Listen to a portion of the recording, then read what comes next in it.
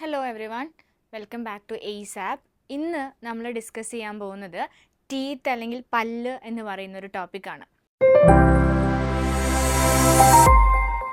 അപ്പോൾ നോർമലി നമ്മുടെ general PSC ആണെങ്കിലും LP UP HSA exam HSST എല്ലാ എക്സാമിനും കോമൺ ആയിട്ട് വരുന്ന ഒരു ഭാഗമായിരുന്നു ഡൈജസ്റ്റീവ് സിസ്റ്റം എന്ന് പറയുന്നത്, അല്ലേ, ദഹന വ്യവസ്ഥ. അതിൽ പ്രധാനമായിട്ടും നമ്മൾ വായിൽ നിന്ന് ആരംഭിച്ച് ANS അല്ലെങ്കിൽ മലദ്വാരം വഴി ഉള്ള കുറച്ച് കാര്യങ്ങളാണ് നമ്മൾ അതിൽ ഡിസ്കസ് ചെയ്യുന്നത്. ഓക്കെ, അപ്പോൾ അതിൽ വായിൽ നമ്മൾ തുടങ്ങുമ്പോൾ ആദ്യം പഠിക്കുന്ന ഒരാളാണ് ടീത്ത് അല്ലെങ്കിൽ ടൂത്ത് എന്ന് പറയുന്ന ഭാഗം, അല്ലേ. നമ്മുടെ ഭക്ഷണത്തിനെ ചവച്ചരയ്ക്കാൻ സഹായിക്കുന്ന ഒരു മെഷീനാണ് ടീത്ത് എന്ന് പറയുന്നത്. ഓക്കെ അല്ലേ? അപ്പം ഈ ഒരു ടോപ്പിക്ക് നിങ്ങൾ സിലബസ് നോക്കുമ്പോൾ പല്ല് എന്ന് പറഞ്ഞിട്ട് എടുത്തു പറഞ്ഞിട്ടില്ല, പക്ഷേ ഡൈജഷൻ എന്ന് പറഞ്ഞ ഭാഗത്ത് നമ്മളോട് പഠിക്കാൻ പറയുന്ന ഒരു ടോപ്പിക്കാണ്.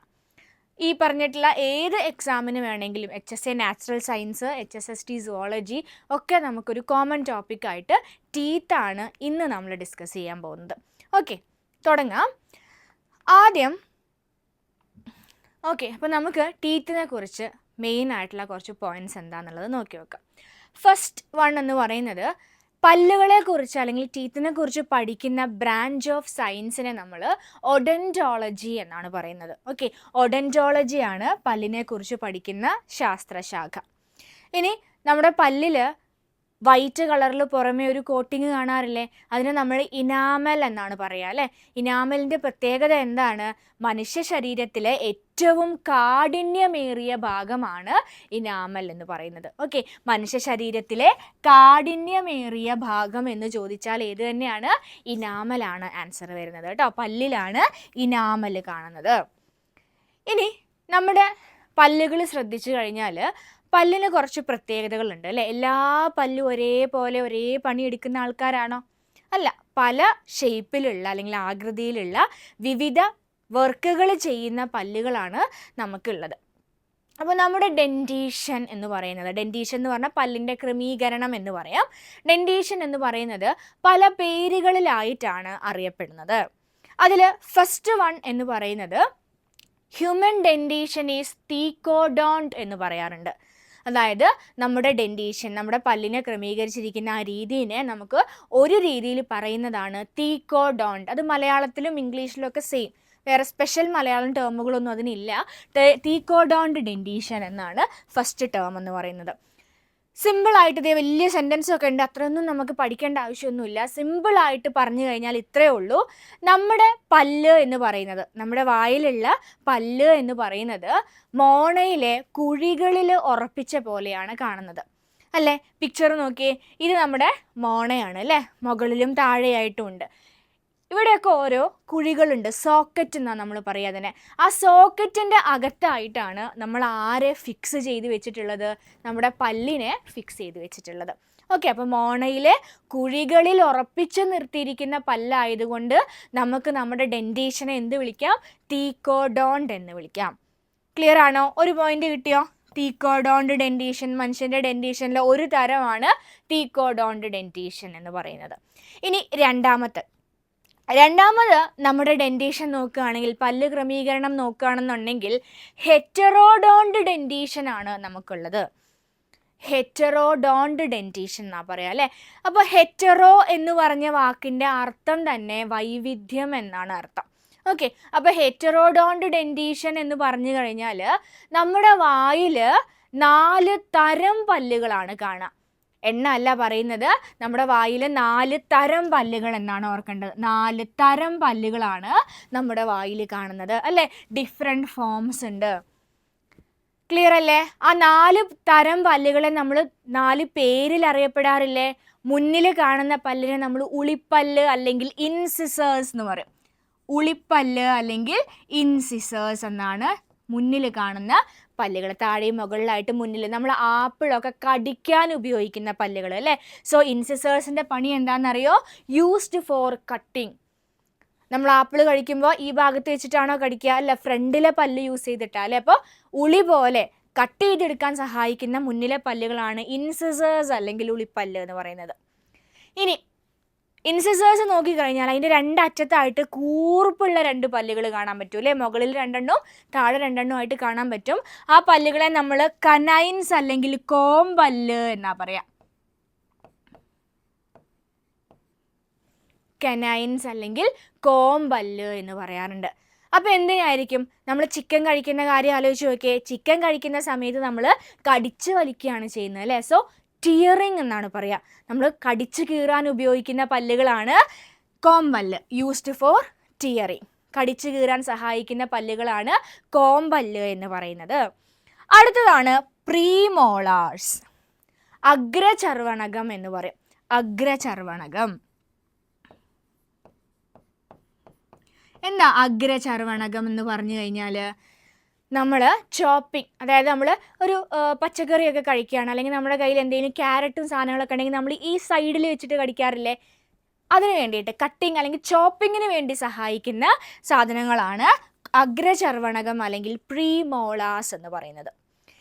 ഇത് കഴിഞ്ഞാൽ ഏറ്റവും അറ്റത്തായിട്ട് പിറകിലോട്ടായിട്ട് നമുക്ക് കുറച്ച് പല്ലുകളുണ്ട്. അതാണ് മോളാസ് അല്ലെങ്കിൽ ചർവണകം. മോളാസ് അല്ലെങ്കിൽ ചർവണകം എന്ന് പറയും. എന്താ ഉദ്ദേശം? നമ്മൾ ബബിൾഗം കഴിക്കുമ്പോൾ ഏറ്റവും അറ്റത്തിട്ടിട്ടാണ് ചവയ്ക്കുന്നത് അല്ലേ? സോ ചവയ്ക്കുക എന്നുള്ളതാ പണി. നോക്കൂ, used for grinding and chewing. നമ്മൾ കഴിക്കുന്ന ഭക്ഷണത്തിനെ നന്നായി ചവച്ചരച്ച് ചെറിയ രൂപത്തിലേക്ക് ആക്കാൻ സഹായിക്കുന്ന ആളാണ് മോളാസ് അല്ലെങ്കിൽ ചർവണകം എന്ന് പറയുന്നത്. ക്ലിയർ ആണോ? അപ്പോൾ നോക്കൂ, 4 തരം പല്ലുകൾ ഷേപ്പ് അവിടെ കൊടുത്തിട്ടുണ്ട് അല്ലേ? 4 ഷേപ്പിലുള്ള 4 പണിയെടുക്കുന്ന ഡിഫറെൻറ്റ് ഫോംസ് നമുക്ക് ഉള്ളത് കൊണ്ട് നമ്മുടെ പല്ലിനെ നമുക്ക് എന്ത് വിളിക്കാം? ഹെറ്ററോഡോണ്ടാണ് നമ്മുടെ ഡെൻറ്റീഷൻ എന്ന് പറഞ്ഞിട്ട് പറയാൻ പറ്റും. ഓക്കെ ആണോ? അങ്ങനെയാണെങ്കിൽ ഒരു തരം കൂടി നമ്മൾ നമ്മുടെ പല്ലിനെ വിശേഷിപ്പിക്കാറുണ്ട്. ദാറ്റ് ഈസ് ഡിഫിയോഡോണ്ട് ഡെൻറ്റീഷൻ എന്നാണ് പറയാം. ഡിഫിയോഡോണ്ട് ഡെൻറ്റീഷൻ. ഈ ഡിഫിയോ അല്ലെങ്കിൽ ഡൈ എന്ന് പറഞ്ഞ വാക്കിൻ്റെ അർത്ഥം എന്താണെന്നറിയോ? നമ്മൾ എവിടെയെങ്കിലും ഒരു ഡൈ എന്ന് യൂസ് ചെയ്യുകയാണെങ്കിൽ, DI എന്ന് യൂസ് ചെയ്യുകയാണെങ്കിൽ 2 എന്നാണ് അർത്ഥം. ഓക്കെ, അപ്പോൾ ഡിഫിയോഡോണ്ട് ഡെൻറ്റീഷൻ എന്ന് പറഞ്ഞു കഴിഞ്ഞാൽ, സിമ്പിളായിട്ട് പറഞ്ഞു കഴിഞ്ഞാൽ, നമ്മുടെ ലൈഫിൽ നമ്മുടെ ലൈഫ് സ്പാൻ നോക്കുകയാണെന്നുണ്ടെങ്കിൽ നമുക്ക് 2 സെറ്റ് പല്ലുകളാണ് ഫോം ചെയ്യുക. 2 സെറ്റ് പല്ലുകളാണ് നമുക്ക് കാണുന്നത്. നമ്മളൊരു 6 വയസ്സ് വരെ, ഒരു 6 മാസം മുതൽ അല്ലെങ്കിൽ ഒരു 1 വയസ്സ് മുതൽ 6 വയസ്സ് വരെ നമുക്കുണ്ടാവുന്ന പല്ലുകളില്ലേ, കുഞ്ഞി പല്ലുകൾ, പാൽ പല്ലുകൾ എന്ന് പറയുന്ന മിൽക്ക് ടീത്താണ് ഒരു സെറ്റ്. ജീവിതകാലം മുഴുവനും ഈ പാൽപ്പല്ലുകൾ വെച്ചിട്ടാണോ നമ്മൾ ജീവിക്കുന്നത്? അല്ല അല്ലേ? ആ പാൽപ്പല്ലുകൾ ഒരു 6 വയസ്സിന് ശേഷം അല്ലെങ്കിൽ 5 വയസ്സ് കഴിഞ്ഞാൽ പതുക്കെ ഓരോന്നോരോന്നായിട്ട് പൊഴിഞ്ഞു പോകാൻ തുടങ്ങും. അതിനുശേഷം മുളയ്ക്കുന്ന പല്ലുകളാണ് രണ്ടാമത്തെ സെറ്റിൽ വരുന്ന പെർമനൻ്റ് ടീത്ത് അഥവാ സ്ഥിരദന്തങ്ങൾ എന്ന് പറയുന്നത്.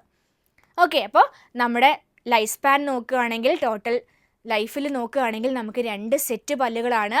ആദ്യത്തെ സെറ്റ് പല്ലുകളാണ് നമ്മുടെ മിൽക്ക് ടീത്ത് അല്ലെങ്കിൽ ഡെസിഡുവസ് ടീത്ത്, മലയാളത്തിൽ പാൽ പല്ലുകൾ എന്ന് പറയും. കുഞ്ഞി പല്ലുകളായിരിക്കും അല്ലേ? ഇനി ഈ പാൽപ്പല്ലുകൾ കൊഴിഞ്ഞു തുടങ്ങിക്കഴിഞ്ഞാൽ പുതുതായിട്ട് ആര് വരാൻ തുടങ്ങും? പെർമനൻ്റ് ടീത്ത് വരും. പെർമനൻ്റ് ടീത്ത് എന്ന് പറഞ്ഞു കഴിഞ്ഞാൽ സ്ഥിരദന്തങ്ങളാണ് ഉണ്ടാവുക അല്ലേ? സ്ഥിരദന്തങ്ങൾ. എന്തുകൊണ്ട് ആ പേര് വന്നത്? നോക്കൂ, ഡെസിഡിയസ് എന്നുള്ള പേര് വരാൻ കാരണം അത് കുറച്ച് കഴിഞ്ഞാൽ പൊഴിഞ്ഞു പോകുന്നതുകൊണ്ട. പെർമനൻ്റ് എന്ന് പറഞ്ഞു കഴിഞ്ഞാൽ അത് ഇനി പോവില്ല. പോയി കഴിഞ്ഞാൽ നമ്മുടെ കയ്യിലിരിപ്പോണ്ട് സാധനം പോയി കഴിഞ്ഞാൽ പുതുതായിട്ട് അവിടെ മുളച്ച് വരാനൊന്നും ഉണ്ടാവില്ല. അവിടെ ഒരു സ്പേസ് ആയിട്ട് അങ്ങനെ കിടക്കുക ചെയ്യുള്ളൂ. ഓക്കെ, അപ്പോൾ 2 സെറ്റ് പല്ലുകളാണ് നമ്മുടെ ലൈഫിൽ നമുക്ക് വരുന്നത്. പാൽപ്പല്ലുകളും സ്ഥിരദന്തങ്ങളും. കൂടുതലായിട്ട് നമുക്ക് നോക്കാം പാൽപ്പല്ലുകളും സ്ഥിരദന്തങ്ങളെയും കുറിച്ച്. നോക്കൂ, മിൽക്ക് ടീത്ത്, വേറെ പേരെന്താ? ഡെസിഡിയസ് ടീത്ത് അല്ലെങ്കിൽ പാൽപ്പല്ലുകൾ. എത്ര എണ്ണം ഉണ്ടാകാമെന്നറിയോ? 20 പല്ലുകളാണ് ആ ഒരു സമയത്ത് നമുക്ക് ഉണ്ടാവുന്നത്. 20 എണ്ണം. അതിൽ 10 എണ്ണം മുകളിലത്തെ റോയിൽ ഉണ്ടാവും, 10 എണ്ണം താഴത്തെ നിരയിലുമാണ് ഉണ്ടാവുക. അതുകൊണ്ടാണ് നമ്മളിങ്ങനെയാണ് 10/10 എന്നാണ് നമ്മളൊരു ഫോർമുല പോലെയാണ് എഴുതുക. ഓക്കെ, 20 പല്ലുകൾ. ഇനി എപ്പോഴാണ് വരിക? ഒരു 6 മാസം മുതൽ മുളയ്ക്കാൻ തുടങ്ങും അല്ലേ? അത് എല്ലാ കുട്ടികളിലും 6 മാസങ്ങൾ തന്നെ ഉണ്ടാവണമെന്നില്ല. ഏകദേശം ഒരു 6 മാസം തൊട്ടിട്ട് ഈ പല്ലുകൾ ഓരോന്നോരോന്നായിട്ട് ഇങ്ങനെ ഉണ്ടാവാൻ തുടങ്ങും. ദെൻ 6 വയസ്സാകുമ്പോഴത്തേക്കും അത് കൊഴിയാൻ തുടങ്ങുന്നു. അപ്പോൾ ഈസിയാ, ഇങ്ങനെ ഓർത്താൽ മതി, 6 to 6 എന്ന് ഓർത്താൽ മതി. 6 മാസം മുതൽ മുളയ്ക്കുകയും ഏകദേശം ഒരു 6 വയസ്സാവുമ്പോഴോ അതെന്ത് ചെയ്യും, അത് പൊഴിഞ്ഞു പോവുകയും ചെയ്യുന്നുണ്ട്. സോ പൊഴിഞ്ഞു പോകുന്നത് കൊണ്ട് നമ്മൾ വിളിച്ചു ഡെസിഡുവസ് ടീത്ത് എന്ന് വിളിച്ചു. ക്ലിയർ ആണോ? ഓക്കെ, ഇപ്പോൾ ഡെസിഡുവസ് ടീത്ത് എന്താണെന്ന് കിട്ടിയോ? ഇനി 6 വയസ്സിൽ ഇത് കൊഴിഞ്ഞു പോയി കഴിഞ്ഞാൽ നമ്മൾ പല്ലില്ലാണ്ടാണോ നടക്കുക? കുറച്ച് ദിവസം അല്ലെങ്കിൽ കുറച്ച് മാസമൊക്കെ നമ്മൾ പല്ലില്ലാണ്ട് നടക്കും. അത് കഴിഞ്ഞാൽ അതിൻ്റെ അടിയിൽ നിന്ന് ഇങ്ങനെ ചെറിയ ചെറിയ പല്ലുകൾ ഇങ്ങനെ പൊങ്ങി വരാൻ തുടങ്ങും അല്ലേ? ആ പല്ലുകളെയാണ് നമ്മൾ എന്ത് വിളിക്കുക? സ്ഥിരദന്തങ്ങൾ അല്ലെങ്കിൽ പെർമനൻറ്റ് ടീത്ത് എന്ന് വിളിക്കുക. എത്ര പല്ലുകളാണ് വായിലുണ്ടാവുക വലുതായി കഴിഞ്ഞാൽ? നമ്മൾ സാധാരണ പറയില്ലേ, ഡയലോഗുകൾ പറയാറുണ്ടല്ലേ, അടിച്ച് എത്ര പല്ല് കൊഴിക്കും എന്നാ പറയുക സാധാരണ? 32 പല്ല് കൊഴിക്കും എന്നാണ് നമ്മൾ പറയുക അല്ലേ?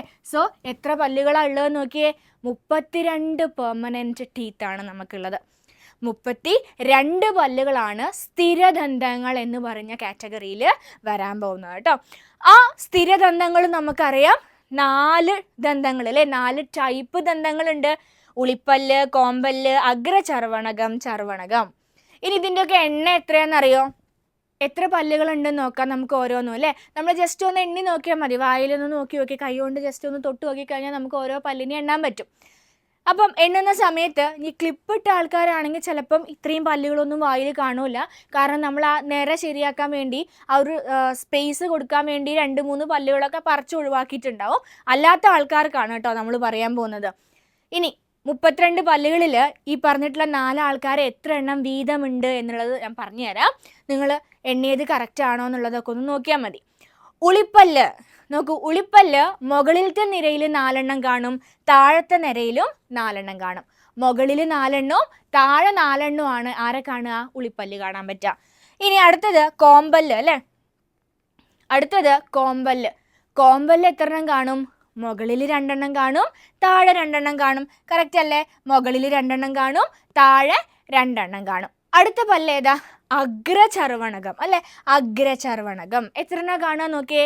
മുകളിൽ 4, താഴെ 4 അല്ലേ. അതായത് ഈ സൈഡിൽ 2, ഇവിടെ 2, ഈ സൈഡിൽ 2, ഈ സൈഡിൽ 2. അപ്പം മുകളിലത്തെ നിരയിൽ മൊത്തം 4 എണ്ണം, താഴത്തെ നിരയിൽ മൊത്തം 4 എണ്ണം.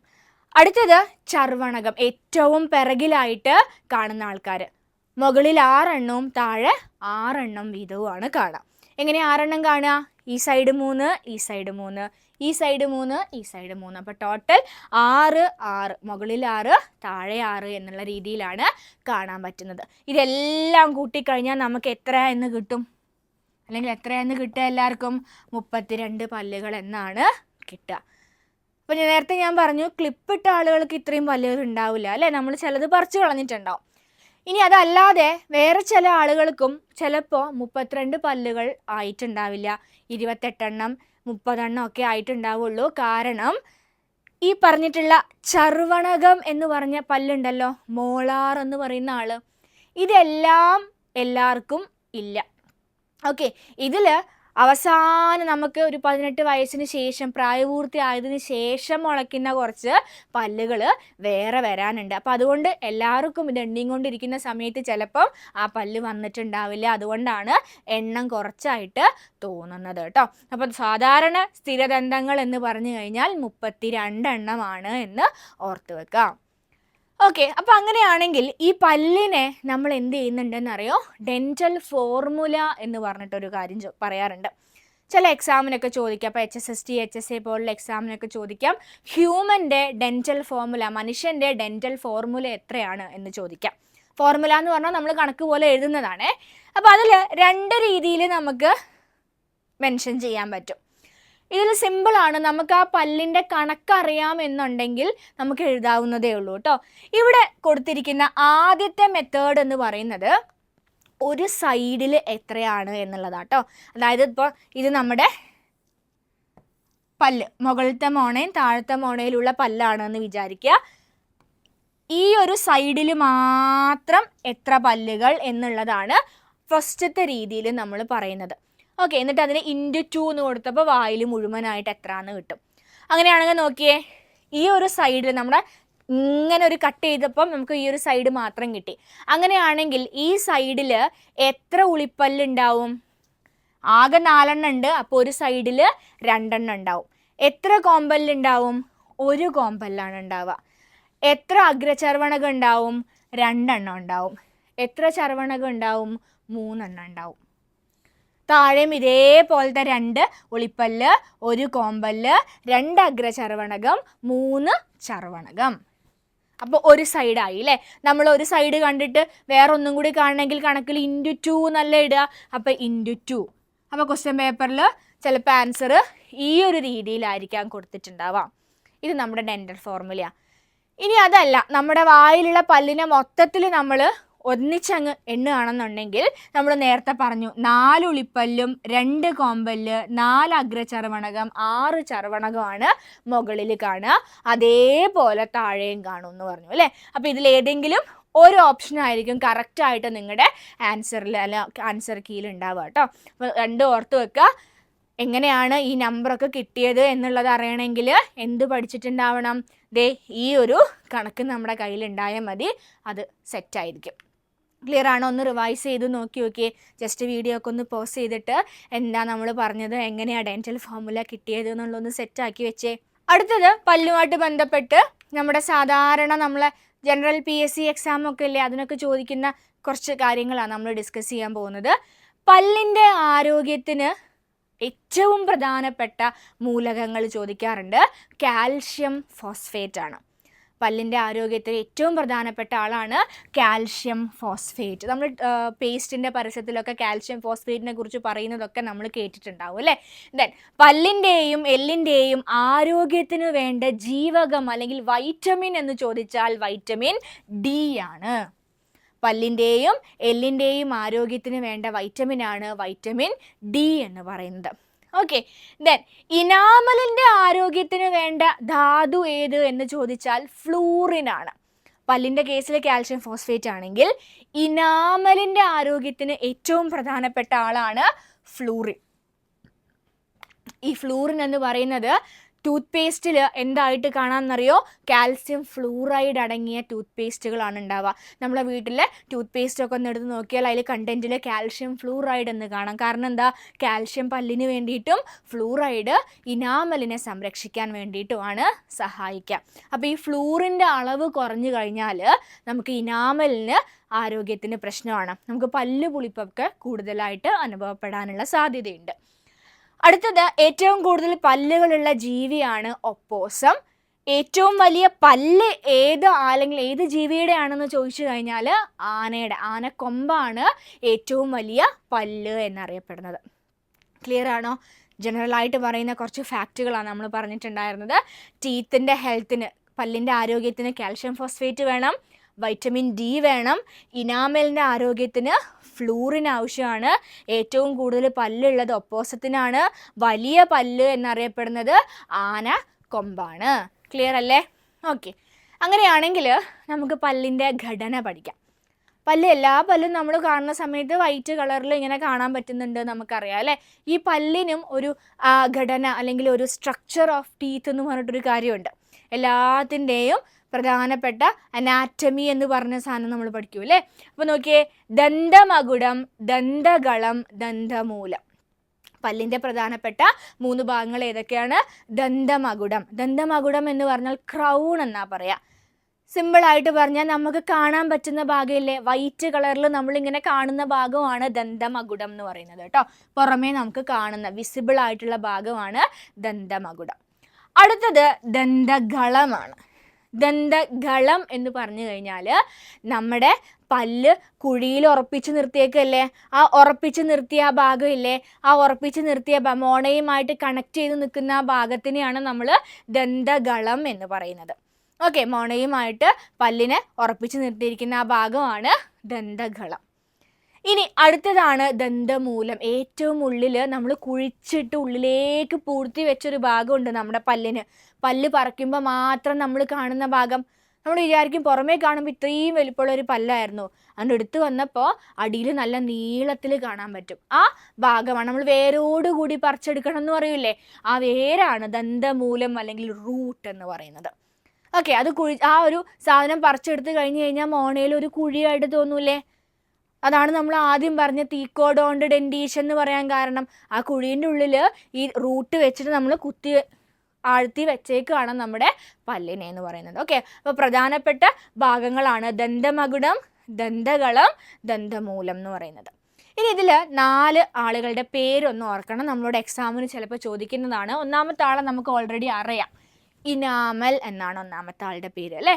ഇനാമൽ വെള്ള നിറത്തിൽ കടുപ്പമേറിയ നിർജീവമായ ഭാഗമാണ് ഇനാമൽ എന്ന് പറയുന്നത്. നോൺ ലിവിങ് പാർട്ടാണെന്നാണ് പറയാം. ഓക്കെ, നമ്മൾ പല്ലിനെ ജസ്റ്റ് ഇങ്ങനെ വെറുതെ തൊട്ട് നോക്കിക്കഴിഞ്ഞാൽ നമുക്കൊന്നും പ്രത്യേകിച്ച് ഫീൽ ചെയ്യുന്നൊന്നുമില്ല അല്ലേ. പക്ഷേ ഈ ഇനാമൽ അങ്ങ് പോയി കഴിഞ്ഞാലാണ് നമ്മൾ പല്ല് പുളിപ്പ് എന്ന് പറഞ്ഞ സാധനം അനുഭവപ്പെടുക. ഓക്കെ, അപ്പോൾ ഏറ്റവും പുറമെ ഇനാമൽ കാണാം. ഇനി ചോദിക്കാറുണ്ട്, പല്ല് നിർമ്മിച്ചിരിക്കുന്ന ജീവനുള്ള കലയുടെ പേരെന്ത് എന്ന് ചോദിച്ചാൽ ഡെൻഡൈൻ എന്നാണ്. പല്ല് നിർമ്മിച്ചിരിക്കുന്ന ജീവനുള്ള കലയുടെ പേരാണ് ഡെൻഡൈൻ. അടുത്തത് ഉള്ളിൽ കാണുന്ന ഭാഗമാണ് പൾപ്പ്. ഒന്ന് ആലോചിച്ച് നോക്കിയേ, പല്ലുവേദന വരുന്ന സമയത്ത് എവിടെയാണ് നമുക്ക് ആ വേദന ഫീൽ ചെയ്യുക? പല്ലിൻ്റെ ഉള്ളിലൂടെ ഭയങ്കര കുത്തൽ പോലെയാണ് നമുക്ക് ഫീൽ ചെയ്യുക. കാരണം എന്താണെന്നറിയോ, ഈ പല്ലിൻ്റെ ഉള്ളിലുള്ള ഈ പൾപ്പ് എന്ന് പറയുന്ന ഭാഗം ഉണ്ടല്ലോ, ആ ഭാഗത്താണ് നമ്മുടെ നെർവ് ഫൈബറുകൾ, നാഡികളൊക്കെ കൊടുത്തിട്ടുള്ളത്. നമ്മുടെ രക്തക്കുഴലുകൾ, ലിംഫ് കുഴലുകൾ, നാഡികൾ, ഇതൊക്കെ ഈ പൾപ്പിനകത്താണ് കാണപ്പെടുക. നോക്കൂ, പൾപ്പ് ക്യാവിറ്റിയിൽ കാണുന്ന മൃദുവായ യോജക കലയാണ് പൾപ്പ് എന്ന് പറയുന്നത്. രക്തക്കുഴലുകളും ലിംഫ് വാഹികളും നാഡീതന്തുക്കളും ഈ ഭാഗത്ത് കാണുന്നുണ്ട്. അപ്പം എങ്ങനെയാ ക്വസ്റ്റ്യൻ ചോദിക്കുക? രക്തക്കുഴലുകളും നാഡീതന്തുക്കളും കാണുന്ന പല്ലിൻ്റെ ഭാഗമേത് എന്ന് ചോദിച്ചാൽ പൾപ്പ് ആണ് എന്ന് പറയണം. ഓക്കെ, പൾപ്പിൻ്റെ കാര്യം എന്താണെന്ന് മനസ്സിലായോ? പല്ലിൻ്റെ ഏറ്റവും ഉള്ളിലുള്ളതാണ് എന്ന് ഓർത്ത് വെക്കണം. ഇനി അവസാനത്തെ ഭാഗത്തിൻ്റെ പേര് നോക്കിയേ, സിമെൻറ്റം. ഇതേപോലെയുള്ള ഒരു സാധനം നമ്മൾ കേട്ടിട്ടുണ്ട്, സിമെൻറ്റ് എന്ന് കേട്ടിട്ടില്ലേ?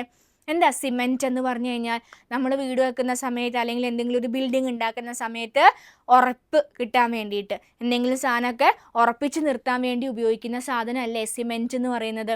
സിമെൻറ്റത്തിൻ്റെ പണിയും അത് തന്നെയാണ്. പക്ഷെ ഇവിടെ നമുക്ക് കോൺക്രീറ്റ് ഒന്നും ചെയ്യേണ്ട ആവശ്യമില്ല. എന്ത് ചെയ്താൽ മതി? നമ്മുടെ മോണയുടെ കുഴി ഉണ്ടല്ലോ, ഇത് മോണേൻ്റെ കുഴിയാണെന്ന് വിചാരിക്കുക. ഇത് നമ്മുടെ പല്ലാണെങ്കിൽ അതിനെ ഇവിടെ ഫിക്സ് ചെയ്തിട്ട് പിടിച്ചു നിർത്തണം. അതിന് സഹായിക്കുന്ന യോജക കല, കാൽസ്യം അടങ്ങിയ യോജക കലയുടെ പേരാണ് സിമെൻറ്റം. നോക്കൂ, മോണയിലെ കുഴികളിൽ പല്ലിനെ ഉറപ്പിച്ചു നിർത്തുന്ന കാൽസ്യം അടങ്ങിയ യോജക കലയുടെ പേരാണ് സിമെൻറ്റം. കിട്ടിയോ?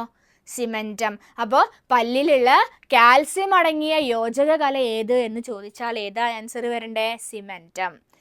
പേരെന്നെ ഓർക്കുക, സിമെൻറ്റം ഓർക്കുക, സിമെൻറ്റിന് ഓർക്കുക. രണ്ടിൻ്റെയും പണി എന്ന് പറയുന്നത് ഉറപ്പിച്ച് നിർത്തലാണ് എന്നുള്ളതാണ് അറിയേണ്ടത്.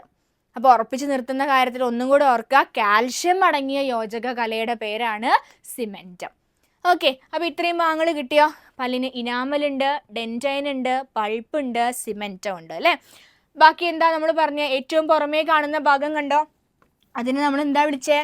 ദന്തമകുടം എന്നാ വിളിച്ചത് അല്ലേ, ഏറ്റവും പുറമേ കാണുന്ന വെള്ള കളറുള്ള ഭാഗം. അടുത്തത് ആ പല്ലിനെ നമ്മുടെ മോണയിലേക്ക് അങ്ങ് ഫിക്സ് ചെയ്തിട്ടുള്ള ആ ഭാഗത്തിനെ നമ്മൾ വിളിച്ചു ദന്തഗളം. ഗളം എന്ന് വെച്ചാൽ നെക്ക് എന്നുള്ള പോർഷൻ. നമ്മുടെ ഈ നെക്കിനെ നമ്മൾ എന്തുകൊണ്ടാ കഴുത്ത് എന്ന് പറയില്ലേ, അതായത് നമ്മുടെ മെയിൻ ബോഡിയിലേക്ക് നമ്മുടെ തല ഫിക്സ് ചെയ്ത് വെച്ച ഭാഗമാണ് നമ്മുടെ കഴുത്ത്. അപ്പം അതേപോലെ ആ പല്ലിനെ മോണയിലേക്ക് അങ്ങ് ഫിക്സ് ചെയ്ത് വെച്ച ഭാഗത്തിനെ നമ്മൾ പറഞ്ഞത് ദന്തഗളം എന്ന് പറഞ്ഞു. ലാസ്റ്റ് ആ കുഴിയിൽ കുഴിച്ചിട്ട് ഇങ്ങനെ ഇരിക്കുന്ന ആളുടെ പേരാണ് ദന്തമൂലം അല്ലെങ്കിൽ റൂട്ട് എന്ന് പറയുന്നത്. ക്ലിയർ ആണോ? പല്ലിൻ്റെ ഘടനയിലെ ഏറ്റവും പ്രധാനപ്പെട്ട കുറച്ച് ആളുകളെയാണ് നമ്മൾ പറഞ്ഞിട്ടുണ്ടായിരുന്നത് കേട്ടോ. ഇനി അടുത്തത് വിവേകദന്തങ്ങൾ അല്ലെങ്കിൽ വിസ്ഡം ടൂത്ത് എന്നാണ് പറയുക. വേറെ പേരെന്താ? Wisdom tooth. വിസ്ഡം എന്ന് പറഞ്ഞു കഴിഞ്ഞാൽ വിവേകം എന്നാണ് അർത്ഥം അല്ലേ. വിസ്ഡം ടൂത്ത് അല്ലെങ്കിൽ വിസ്ഡം ടീത്ത് എന്നൊക്കെ പറയാം. വേറൊരു പേരിലും കൂടി അറിയപ്പെടുന്നുണ്ട്, തേർഡ് മോളാർസ് എന്നറിയപ്പെടും. അപ്പം നമ്മൾ പഠിക്കാൻ പോകുന്ന ആൾക്ക് 3 പേരുകളാണുള്ളത്. എന്തൊക്കെയാണ് ആളുടെ പേര്? വിവേകദന്തങ്ങൾ, വിസ്ഡം ടൂത്ത്, തേർഡ് മോളാർ. എന്താ നോക്കൂ, പ്രായപൂർത്തിയായതിനു ശേഷം മുളയ്ക്കുന്ന 4 സ്ഥിര പല്ലുകളാണ് വിസ്ഡം ടൂത്ത് അല്ലെങ്കിൽ വിവേകദന്തങ്ങൾ. ഒരു 18 വയസ്സിന് ശേഷം മുളയ്ക്കുന്ന പല്ലുകളാണ് സ്ഥിരദന്തങ്ങൾ എന്ന് പറയുന്നത്. ഞാൻ നേരത്തെ 32 പല്ലിൻ്റെ കണക്ക് പറഞ്ഞപ്പോൾ പറഞ്ഞു അല്ലേ, ചില ആൾക്കാർക്ക് 28 ഉണ്ടാവുകയുള്ളൂ. പ്രായപൂർത്തിയായതിനു ശേഷം വരാനുള്ള 4 പല്ലുകൾ ചിലപ്പോൾ വരാനിരിക്കുന്നതേ ഉണ്ടാവുള്ളൂ. ആ 4 പല്ലുകളാണ് വിസ്ഡം ടൂത്ത് എന്ന് പറയുന്നത്. ഓക്കെ, ആ വിസ്ഡം ടൂത്തിന് last set of adult teeth എന്നാ പറയാം. നമ്മുടെ അഡൽട്ട് മുതിർന്ന ഒരാളുടെ കേസ് നോക്കുകയാണെങ്കിൽ അവസാനം വരുന്ന പല്ലുകളാണ് 4 പല്ലാണ് വിസ്ഡം ടൂത്ത് എന്ന് പറയുന്നത്. Very back of your mouth, എവിടെയൊക്കെയാണ് നമ്മുടെ പല്ലിൻ്റെ ഏറ്റവും അറ്റത്തായിട്ട് 4 സൈഡിലും കാണപ്പെടുന്നത് വിസ്ഡം ടൂത്ത് ആയിരിക്കും. ഇനി ഈ വിസ്ഡം ടൂത്തിനെ നമ്മൾ വെസ്റ്റീജിയൽ ഓർഗൻ എന്നാണ് അറിയപ്പെടുന്നത്. എന്താ അറിയപ്പെടുക? Vestigial organ. അപ്പോൾ നമ്മളൊരു പുതിയ ടേം പഠിച്ചു അല്ലേ? ഇപ്പോൾ HSST ഒക്കെ ലെവലിലുള്ള ആൾക്കാരാണെങ്കിൽ അല്ലെങ്കിൽ HSC ഒക്കെ ആണെങ്കിൽ അവർക്ക് ആ ഒരു ടേം കോമൺ ആയിട്ട് അവർ പഠിച്ചിട്ടുണ്ടാവും. പക്ഷേ ജനറൽ PSC LP UP ലെവലിൽ ഈ ഒരു വെസ്റ്റീജിയൽ എന്ന് പറയുന്ന ടേം ചിലപ്പോൾ പുതിയതായിരിക്കും. എന്താ വെസ്റ്റീജിയൽ ഓർഗൻ എന്ന് പറഞ്ഞു കഴിഞ്ഞാൽ അറിയോ? പണ്ട് കാലങ്ങളിൽ ഉപയോഗിച്ചിരുന്നു, പക്ഷേ ഇന്ന് നമുക്ക് പ്രത്യേകിച്ച് യൂസ് ഒന്നും ഇല്ലാത്ത ഭാഗങ്ങളാണ്. നമ്മുടെ ആൻസിസ്റ്റേഴ്സ് ഇല്ലേ, പൂർവികർക്ക് ഈ വിസ്ഡം ടൂത്ത് ഉണ്ടായിരുന്നു.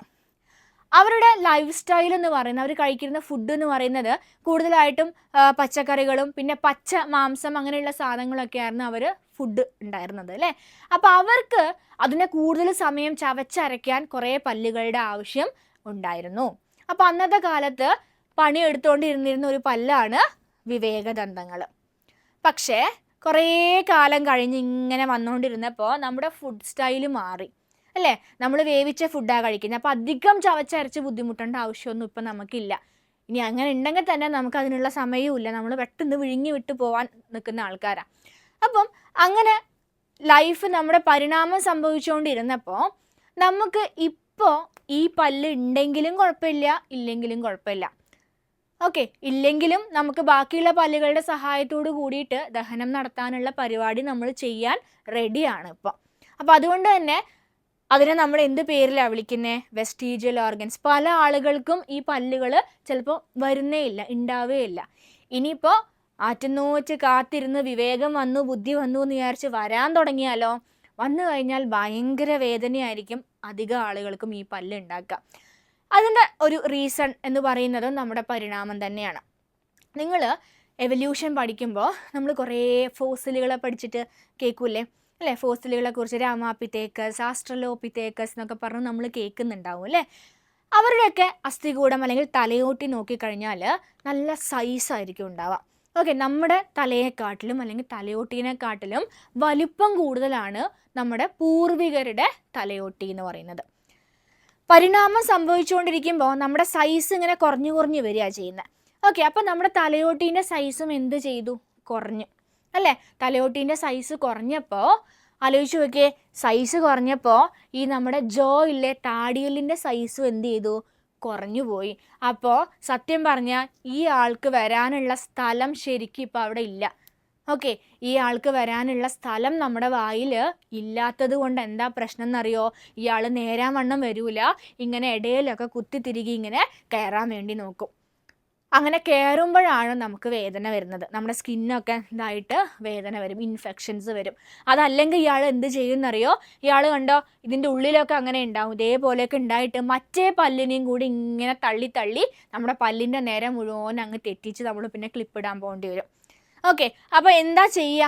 ഈ പല്ല് വരുന്നുണ്ട് എന്ന് സൂചന കിട്ടും, നമുക്ക് വേദനയായിട്ട് സൂചന നമുക്ക് കിട്ടും. അപ്പോൾ തന്നെ നമ്മൾ ഡോക്ടറെ അടുത്ത് പോയിട്ട് ഇപ്പോൾ അധികം ആളുകളും അതിനെ സർജറി വഴി റിമൂവ് ചെയ്ത് കളയുക ചെയ്യുക. ജസ്റ്റ് നമ്മുടെ മോണയൊന്ന് കീറിയിട്ട് ഈ പല്ലിന് അതിൻ്റെ ഉള്ളിൽ നിന്ന് അങ്ങ് എടുത്ത് കളയും. അതല്ലാന്നുണ്ടെങ്കിൽ നമുക്കൊരു ഡിസ്കംഫേർട്ടായിട്ട് അതിങ്ങനെ നമ്മുടെ വായിൻ്റെ അകത്ത് നിൽക്കും. മറ്റുള്ള പല്ലിനെയും കൂടി തള്ളി വേദനയും അല്ലെങ്കിൽ ഇളക്കമൊക്കെ ഉണ്ടാവുന്ന പോലെ ഒരു പരുവത്തിലേക്ക് എത്തിക്കാൻ ചാൻസ് ഉണ്ട്. ഓക്കെ, അപ്പോൾ നോക്കിയാൽ പരിണാമം സംഭവിക്കുമ്പോൾ കുറേ മാറ്റങ്ങൾ ഇങ്ങനെ സംഭവിച്ചുകൊണ്ടിരിക്കുകയാണ്.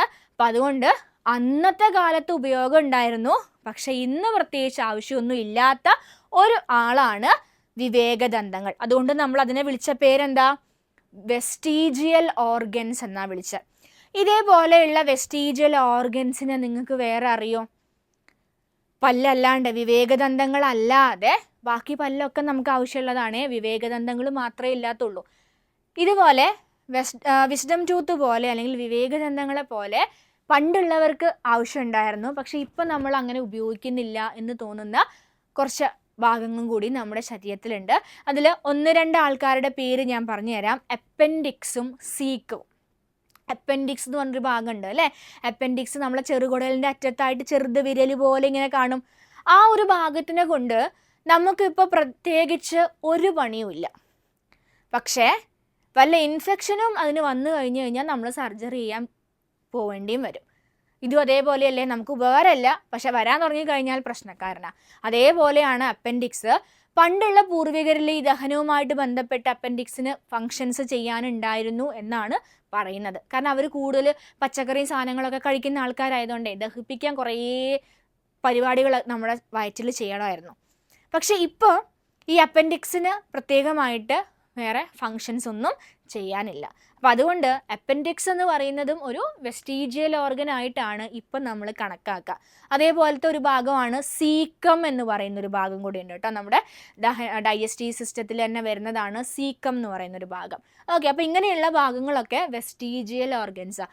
നിങ്ങൾക്ക് അറിയുന്ന എക്സ്ട്രാ ഏതെങ്കിലും വെസ്റ്റീജിയൽ ഓർഗൻസ് വേറെയുണ്ട്, നിങ്ങൾക്ക് അറിയുന്നത് നിങ്ങൾ താഴെ എന്ത് ചെയ്താൽ മതി, കമൻറ്റ് ബോക്സിലൊന്ന് മെൻഷൻ ചെയ്യാം. നമുക്ക് അറിയുന്ന ആൾക്കാർ എന്ത് ചെയ്തോളും, കണ്ടോളും. ഓക്കെ, അപ്പോൾ ഇത്രയും കാര്യങ്ങൾ കിട്ടിയ വെസ്റ്റീജിയൽ ഓർഗൻസ് എന്താണ്, വിവേകദന്തങ്ങൾ എന്താ, അതിൻ്റെ പേരുകൾ എന്തൊക്കെയാണെന്നുള്ളത് നമ്മൾ പറഞ്ഞു കഴിഞ്ഞു അല്ലേ.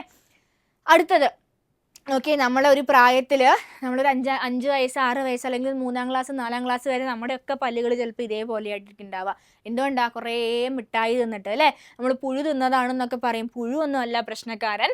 ഈ അസുഖത്തിന് നമ്മൾ എന്താ വിളിക്കുക? ഡെൻറ്റൽ ക്യാവിറ്റി അല്ലെങ്കിൽ ടൂത്ത് ഡീക്കേ എന്നാണ് പറയാം. ഡെൻറ്റൽ ക്യാവിറ്റി അല്ലെങ്കിൽ ടൂത്ത് ഡീക്കേ. ഇത് സാധാരണയായിട്ട് നമ്മളോട് ചോദിക്കുന്ന ഒരു ക്വസ്റ്റ്യൻ എന്താണെന്നറിയോ? ഡെൻറ്റൽ ക്യാവിറ്റിക്ക് കാരണമായ ആസിഡ് ഏത് എന്ന് ചോദിക്കാറുണ്ട്. ലാക്റ്റിക് ആസിഡ് ആണ്. ഡെൻറ്റൽ ക്യാവിറ്റിക്ക് കാരണമായ ആസിഡിൻ്റെ പേരാണ് ലാക്റ്റിക് ആസിഡ്. നോക്കൂ, ഡെൻറ്റൽ ക്യാവിറ്റി അല്ലെങ്കിൽ ടൂത്ത് ഡീക്കേ, പല്ല് ദ്രവിച്ചു പോവുകയാണ് ചെയ്യുന്നത്, are primarily caused by lactic acid produced by bacteria in the mouth. നമ്മുടെ വായിലുള്ള ബാക്ടീരിയകളുടെ പ്രവർത്തന ഫലമായി ലാക്റ്റിക് ആസിഡ് ഉണ്ടാവുമ്പോഴാണ് നമ്മുടെ പല്ല് ദ്രവിച്ച് ഇതുപോലെ ആവുന്നത്. അപ്പോഴാണ് നമുക്ക് ഡെൻറ്റൽ ക്യാവിറ്റി ഉണ്ടാവുക. ഇനി എങ്ങനെയാണ് ഈ ബാക്ടീരിയ പ്രശ്നക്കാരനാവുക? നമ്മുടെ ബോഡിയിൽ കുറേ ബാക്ടീരിയകൾ ഉപയോഗമുള്ളതും ഇല്ലാത്തതുമായിട്ട് ഇഷ്ടംപോലെ ആൾക്കാരുണ്ട്. വായിലൊക്കെ ബാക്ടീരിയകളുടെ സാന്നിധ്യമുള്ള ആൾക്കാരാണ് നമ്മൾ. പക്ഷേ ഈ ബാക്ടീരിയ ഇങ്ങനെ ലാക്റ്റിക് ആസിഡ് ഉണ്ടാക്കാൻ എന്തെങ്കിലും ഒരു സാധനം നമ്മൾ അങ്ങോട്ട് ഇട്ട് കൊടുത്താലല്ലേ ബാക്ടീരിയക്ക് ലാക്റ്റിക് ആസിഡ് ഉണ്ടാക്കാൻ പറ്റുള്ളൂ. എന്ത് ചെയ്യും? നമ്മൾ മിഠായി കഴിക്കും, മധുരമുള്ള സാധനങ്ങൾ കഴിക്കും. ഇങ്ങനെയുള്ള സാധനങ്ങളൊക്കെ നമ്മൾ കഴിച്ചിട്ട് കുറേ സമയം വായ കഴുകാതിരിക്കുകയാണെന്നുണ്ടെങ്കിൽ ആ ഭാഗത്ത് ബാക്ടീരിയ പോയിട്ട് പ്രവർത്തിച്ചിട്ട് ലാക്റ്റിക് ആസിഡ് ഉണ്ടാക്കും. നോക്കൂ, ആസിഡാണ് അല്ലേ. ആസിഡ് എന്ത് ചെയ്യും? പല്ലിൻ്റെ ഇനാമലിനെ അങ്ങനെ നശിപ്പിക്കാൻ തുടങ്ങും. അപ്പോഴാണ് പല്ല് നല്ല ഭംഗിയിൽ ഇങ്ങനെ ആയിട്ട് ഡിസൈനൊക്കെ വന്നിട്ട് മാറാൻ തുടങ്ങും.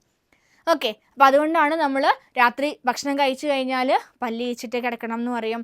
അതല്ലെങ്കിൽ നമ്മൾ മിഠായി അല്ലെങ്കിൽ മധുരമൊക്കെ കഴിച്ചു കഴിഞ്ഞാലും പെട്ടെന്ന് തന്നെ വായ കഴുകണം എന്ന് പറയുന്നതിൻ്റെ റീസൺ അതാ. എത്ര സമയം ആ പാർട്ടിക്കിൾസ് പല്ലിൻ്റെ ഇടയിൽ പറ്റിപ്പിടിച്ച് നിൽക്കുന്നോ അത്രയും സുഖമാണ് ബാക്ടീരിയയ്ക്ക്. ഭക്ഷണം കിട്ടിയ സന്തോഷത്തിൽ ഇവരെല്ലാവരും കൂടി പോയിട്ട് അങ്ങ് പണിയെടുക്കും അല്ലേ. പല്ലിൽ പൊത്തൊക്കെ വരാറില്ലേ? ഈ പറഞ്ഞ സാധനങ്ങളൊക്കെ വരാൻ കാരണം ആ ബാക്ടീരിയ അവിടെ പോയി പണിയെടുത്തിട്ട് പ്രശ്നം ഉണ്ടാക്കുന്നതാണ്. ക്ലിയർ ആണോ? അപ്പോൾ ലാക്റ്റിക് ആസിഡാണ് ടൂത്ത് ഡീക്കേ അല്ലെങ്കിൽ ഡെൻറ്റൽ ക്യാവിറ്റിക്ക് കാരണമായ പ്രധാനപ്പെട്ട ആസിഡ് എന്ന് പറയുന്നത്. എന്താ ആസിഡ് ചെയ്യുന്നേ? പല്ലിൻ്റെ ഇനാമലിനെ അങ്ങ് നശിപ്പിക്കും. ഇനാമലാണ് ഏറ്റവും കാഠിന്യമേറിയ പ്രൊട്ടക്ഷൻ ഉണ്ടായിരുന്നത് അല്ലേ. ആ ഇനാമലിനെ അങ്ങ് നശിപ്പിച്ച് കളഞ്ഞു കഴിഞ്ഞാൽ പിന്നെ പല്ലിന് പ്രോപ്പറായിട്ട് നിൽക്കാൻ പറ്റുമോ? നിൽക്കാൻ പറ്റില്ല. ഇതുപോലെ ആയിട്ട് മാറാനുള്ള സാധ്യതയുണ്ട്. ഓക്കെ, ഏറ്റവും പ്രധാനമാണ് ലാക്റ്റിക് ആസിഡ്. ഇനി നമ്മൾ കൂടുതലായിട്ട് അസറ്റിക് ആസിഡ് ഒക്കെ അല്ലേ, വിനീഗർ, നമ്മളിപ്പം ഡയറ്റൊക്കെ ചെയ്യുന്ന ആൾക്കാരാണെങ്കിൽ ആപ്പിൾ സിഡർ വിനീഗർ എന്നൊക്കെ പറഞ്ഞ സാധനങ്ങളൊക്കെ യൂസ് ചെയ്യുന്നുണ്ടാവും അല്ലേ. അപ്പം അങ്ങനത്തെ സാധനവും ഡയറക്റ്റായിട്ട് പല്ലിൽ തട്ടാതെ വേണം നമ്മൾ കുടിക്കാൻ. അതിൻ്റെ കോഷൻ ഇതിൽ എഴുതിയിട്ടുണ്ടാവും, ആ ബോട്ടിലിൻ്റെ പിറകിലൊക്കെ എഴുതിയിട്ടുണ്ടാവും. ഡയറക്റ്റായിട്ട് പല്ലിലേക്ക് തട്ടാതെ സ്ട്രോ ഉപയോഗിച്ചൊക്കെ വേണം കുടിക്കാമെന്നൊക്കെ ചിലപ്പോൾ ചിലവർ പറഞ്ഞു തരും. കാരണം എന്താ, ഏതൊരു ആസിഡ് ആയാലും കുറേ പ്രാവശ്യം ഇങ്ങനെ ഡെയിലി പല്ല് തട്ടുകയാണെന്നുണ്ടെങ്കിൽ നമ്മുടെ ഇനാമലിനത് പ്രശ്നമായിട്ട് മാറാറുണ്ട്. ഓക്കെ, അപ്പം ഇത്രയും കാര്യങ്ങളാണ് നമ്മുടെ പല്ലുമായിട്ട് ബന്ധപ്പെട്ട് നമുക്ക് പഠിക്കാനുള്ളത്. അപ്പോൾ ഇത് ഏത് ഭാഗത്താണ് നമ്മളോട് ഈ ടോപ്പിക്ക് പറയുന്നത് അല്ലെങ്കിൽ സിലബസിൽ എവിടെയാണ് വരുന്നത് എന്ന് ചോദിച്ചാൽ ഡൈജഷൻ എന്ന് പറഞ്ഞ ഭാഗം കേട്ടോ. ഇപ്പം ഹയർ ക്ലാസ്സസ് ആണെന്നുണ്ടെങ്കിൽ ഡൈജഷൻ ആൻഡ് ന്യൂട്രീഷൻ എന്ന് പറയുന്ന ഭാഗം അല്ലേ. അതല്ലെങ്കിൽ നമ്മുടെ GPSC LP UP ലെവലൊക്കെ ആണെന്നുണ്ടെങ്കിൽ നമ്മുടെ മനുഷ്യ ശരീരവുമായിട്ട് ബന്ധപ്പെട്ട പൊതു അറിവ്, ദഹന വ്യവസ്ഥ എന്നൊക്കെ പറഞ്ഞിട്ടാണ് നമ്മുടെ സിലബസിൽ വരിക. അതിൽ വരുന്ന ഒരു പോർഷനാണ് നമ്മൾ ഇന്ന് ഡിസ്കസ് ചെയ്യുന്നത്. ഓക്കെ, അപ്പോൾ ഇതുമായിട്ട് ബന്ധപ്പെട്ട് മുന്നേ ചോദിച്ചിട്ടുള്ള ക്വസ്റ്റ്യൻസും കാര്യങ്ങളൊക്കെ ഒന്ന് എന്ത് ചെയ്യുക, ഡിസ്കസ് ചെയ്യുക. ഈസിയാണ്. നമ്മളൊന്ന് കുറച്ചൊരു 10 മിനിറ്റ് ഒന്ന് റെഡി ആയിട്ട് ഇരുന്ന് വായിച്ചു കഴിഞ്ഞ് കഴിഞ്ഞാൽ ഫിനിഷ് ചെയ്യാൻ പറ്റുന്ന ടോപ്പിക്കേ ഉള്ളൂ. ഓക്കെ, അപ്പോൾ ഇതേപോലെ കൂടുതൽ ക്ലാസ്സുകൾ ലഭിക്കാനായിട്ട് എയ്സിൻ്റെ യൂട്യൂബ് ചാനൽ സബ്സ്ക്രൈബ് ചെയ്യുക.